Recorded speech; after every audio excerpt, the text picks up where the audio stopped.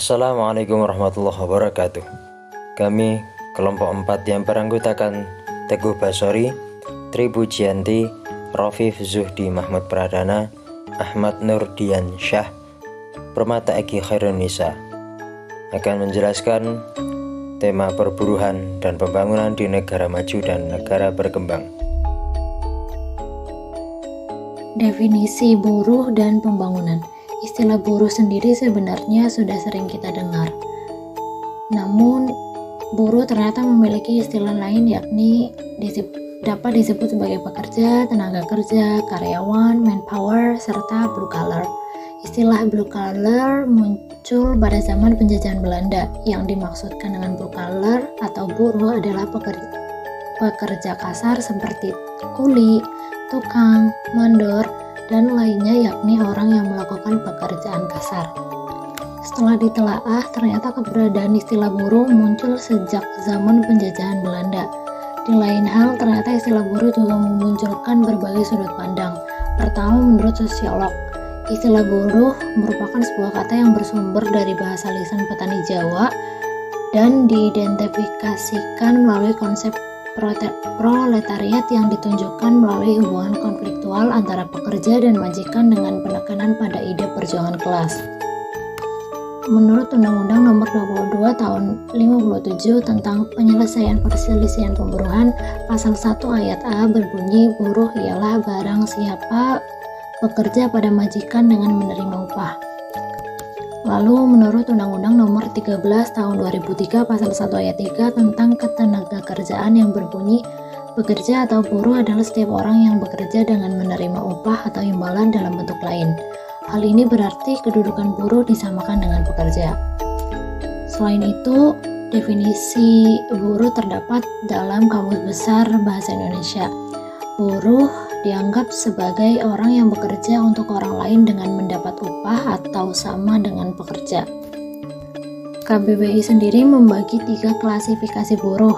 Yang pertama ada buruh kasar, yakni buruh yang menggunakan tenaga fisiknya karena tidak mempunyai keahlian di bidang tertentu. Yang kedua ada buruh terampil, yakni buruh yang mempunyai keterampilan di bidang tertentu. Dan yang ketiga yakni ada buruh terlatih, yaitu buruh yang sudah dilatih untuk keterampilan tertentu. Untuk itu dapat disimpulkan bahwa buruh merupakan setiap orang atau kelompok pekerja yang bekerja kepada orang lain dan mendapatkan upah. Namun dalam konteks kehidupan masyarakat, istilah buruh diidentifikasikan dengan orang yang melakukan pekerjaan lapangan dalam suatu industri seperti pertanian, perkebunan, perusahaan manufaktur, atau pabrik. Hal ini berkaitan dengan klasifikasi pertama KBBI, yakni buruh kasar. Adanya pandangan inilah yang mengakibatkan buruh sering diberi penekanan rendah dibanding pekerja. Banyak orang yang tidak bersedia atau tidak mau mengidentifikasikan dirinya sebagai buruh. Meskipun dalam beberapa definisi tersebut mereka termasuk dalam kategori buruh. Berbeda dengan istilah karyawan atau karyawati yang dirasakan lebih halus maknanya. Seperti misalnya orang yang bekerja di dalam ruangan kantor yang sejuk dan nyaman menggunakan jas dan berdasi serta digaji tinggi, memperoleh fasilitas yang baik, mereka menganggap dirinya bukan buruh namun lebih senang menyebut dirinya dengan istilah karyawan atau karyawati. Hal negatif yang muncul di masyarakat bagi orang-orang tertentu, istilah buruh identik dengan orang rendahan, miskin, lemah, tidak berpendidikan, kasar, kotor, dan berbagai sebutan rendah lainnya. Pandangan tentang istilah buruh ini mengakibatkan di beberapa perusahaan, suatu kelompok mendapat pengalaman yang sangat menyedihkan. Misalnya kaum wanita sering mengalami pelecehan seksual, bahkan ada yang dieksploitasi berakibat munculnya aksi demo. Istilah buruh tentu berkaitan dengan pembangunan. Lalu apa sih yang disebut dengan pembangunan? Secara umum, pembangunan diartikan sebagai suatu proses perencanaan yang dilakukan oleh suatu organisasi dengan tujuan memberikan perubahan sebagai proses peningkatan kesejahteraan bagi masyarakat. Konseptualisasi pembangunan merupakan proses perbaikan yang berkesinambungan pada suatu masyarakat menuju kehidupan yang lebih baik, sehingga terdapat beberapa cara untuk menentukan tingkat kesejahteraan pada suatu negara. Lalu terdapat beberapa definisi pembangunan menurut beberapa tokoh. Yang pertama menurut Easton, ia melihat pembangunan sebagai upaya untuk meningkatkan taraf hidup serta merealisasikan potensi yang ada secara sistematis. Proses sistematik paling tidak terdiri dari 3 unsur.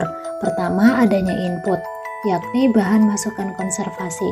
Kedua, adanya proses konservasi, yakni sebagai wahana untuk mengolah bahan masukan. Dan yang ketiga, adanya output, yakni sebagai hasil dari proses konservasi yang dilaksanakan. Yang kedua, menurut Bintoro Cokro Amijoyo, dia melihat pembangunan sebagai suatu proses perubahan sosial berencana yang mencakup berbagai aspek untuk mengusahakan kemajuan dalam kesejahteraan ekonomi, modernisasi pembangunan bangsa, kawasan lingkungan, dan bahkan peningkatan kualitas manusia untuk memperbaiki kualitas hidupnya.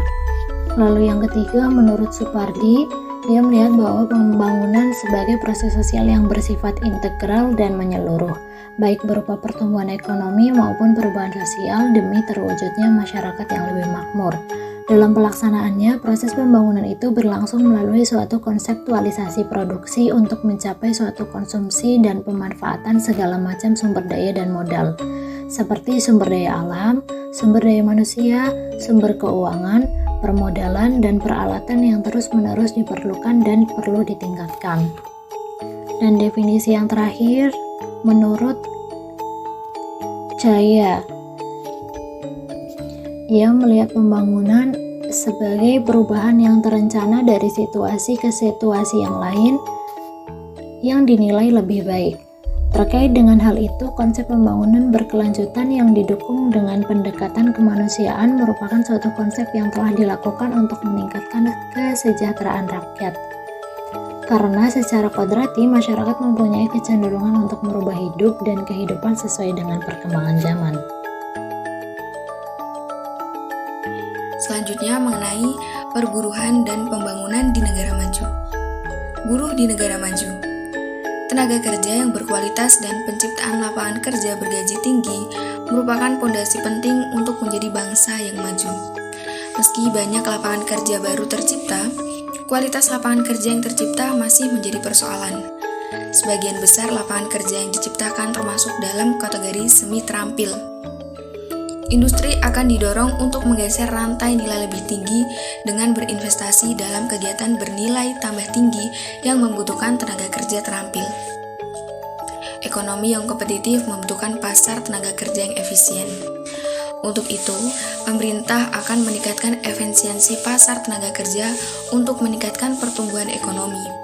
Peningkatan keterampilan dan produktivitas, operasi pasar tenaga kerja yang efisien, dan manajemen pekerja asing berketerampilan rendah yang lebih baik akan memungkinkan transisi ke kegiatan yang bernilai tinggi dan padat pengetahuan. Strategi pasar tenaga kerja akan didukung oleh strategi khusus sektor untuk mencapai hasil yang ditargetkan guna meningkatkan kualitas pekerjaan, keterampilan, dan upah.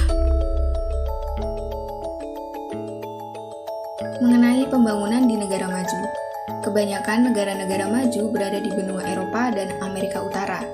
Negara-negara ini pada masa lalu telah mengembangkan sistem perekonomian kapitalis yang berorientasi pada pengembangan modal. Sebagian lainnya bahkan telah menjadi negara imperialis yang menguasai banyak sekali daerah-daerah jajahan di Asia dan Afrika, serta Amerika Latin, misalnya Inggris, Jerman, dan Belanda. Di kawasan Asia, tantangan aktivitas perdagangan diperkirakan muncul sebagian dampak kebijakan pengetatan moneter Cina untuk mengatasi inflasi di negara tersebut. Dampak perlambatan ekonomi Cina diperkirakan akan mempengaruhi ekspor beberapa negara sekitarnya, khususnya Hong Kong, Thailand, Malaysia, dan Taiwan. Keempat negara tersebut merupakan negara dengan peran ekspor yang cukup besar di dalam PDB-nya. Adapun beberapa ciri pembangunan ekonomi di negara maju, yaitu pendapatan per kapita relatif tinggi, tingkat pertumbuhan penduduk rendah, tingkat kesehatan tinggi, dan tingkat melek huruf tidak terbatas, serta proses perekonomian terpusat pada sektor industri. Dan faktor pendorong pembangunan ekonomi di negara maju yaitu memiliki modal yang besar, tingkat investasi tinggi, tingkat produktivitas yang tinggi, sebagian besar penduduknya bekerja di sektor produksi tersier atau produksi jasa, menguasai teknologi tinggi, banyak memiliki tenaga ahli, serta mobilitas penduduknya tinggi. Contoh buruh di negara berkembang. Buruh merupakan pekerjaan yang lebih mengutamakan kemampuan otot daripada otak. Atau bisa dikatakan buruh merupakan jenis pekerjaan yang memerlukan tenaga dan keahlian dalam menyelesaikan pekerjaannya. Pada negara berkembang, tentu saja peralatan pekerjaan belum terlalu menggunakan teknologi yang tinggi. Akibatnya, peran seseorang sangatlah penting dalam menyelesaikan suatu jenis pekerjaan.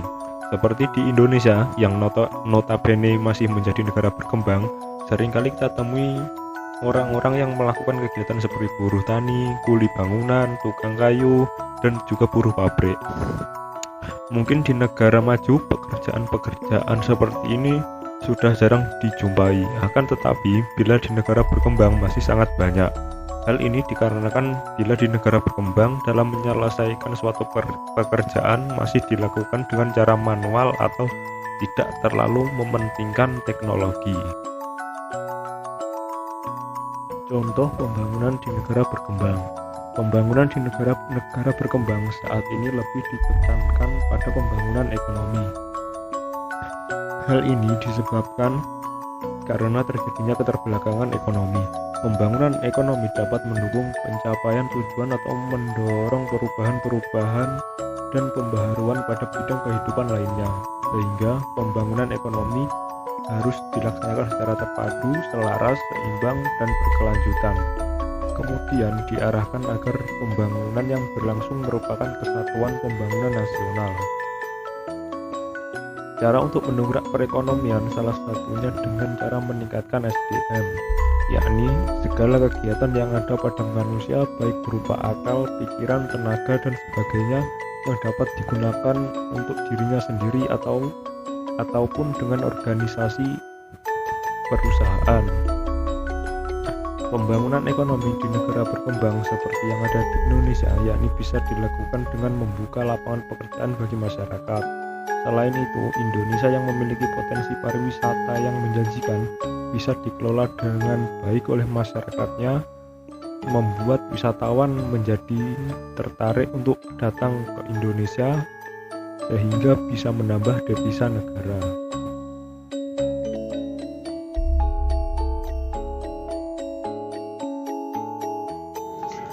Perbedaan buruh di negara maju dan berkembang. Australia dan Amerika Serikat merupakan contoh negara maju yang menerapkan sistem pengupahan buruh berdasarkan jam kerja masing-masing.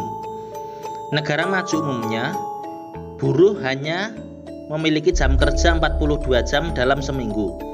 Sehingga dengan jam kerja itu, para buruh sudah dapat mendapatkan penghasilan yang layak. Tidak hanya menciptakan situasi yang lebih kondusif, penerapan penggajian per jam bakal meningkatkan produktivitas buruh, sehingga akan terbentuk buruh yang lebih efektif dan akan lebih produktif. Sedangkan buruh di negara berkembang, seperti contohnya di Indonesia, dalam penentuan penghasilan minimum diatur secara langsung oleh pemerintah. Upah yang diberikan sangat rendah, dan permasalahan lain yaitu tidak adanya kebebasan berserikat, diskriminasi terhadap buruh, lembur paksa, kesehatan dan keamanan kerja yang buruk, pemutusan hubungan kerja atau PHK, jam kerja di Indonesia ini yang panjang dan istirahatnya yang kurang. Sistem pengupahan yaitu sesuai dengan target. Di Indonesia masih menerapkan sistem upah minimum regional atau UMR dan besarnya berbeda-beda di masing-masing wilayah, sehingga ini sering dijadikan isu aksi demo dan menimbulkan kerusuhan. Pembangunan di negara maju dan berkembang. Pembangunan ekonomi di setiap negara tergantung pada partisipasi dari warganya serta dari pola pikir dari tiap warganya apakah sudah dewasa dan siap menjadi negara maju atau belum. Tolak ukur yang menjadi alasan tersebut, negara menjadi maju atau masih berkembang menurut Bank Dunia diklasifikasikan berdasarkan pendapatan per kapita. 1. Negara berpendapatan per kapita rendah. Kedua, negara berpendapatan menengah rendah. Dan negara berpendapatan menengah tinggi. Yang terakhir, negara berpendapatan tinggi. Tahapan dalam perkembangan suatu negara untuk menjadi negara maju dibagi menjadi 4, yaitu tahap perekonomian tradisional, prasyarat untuk tinggal landas, dan konsumsi masa tingkat tinggi. Indonesia saat ini masih dikategorikan sebagai negara berkembang untuk saat ini. Mungkin suatu saat akan menjadi negara maju dengan Indonesia dapat memaksimalkan secara maksimal. Contoh negara maju yaitu Swiss, Norwegia, Cina, dan Amerika Serikat.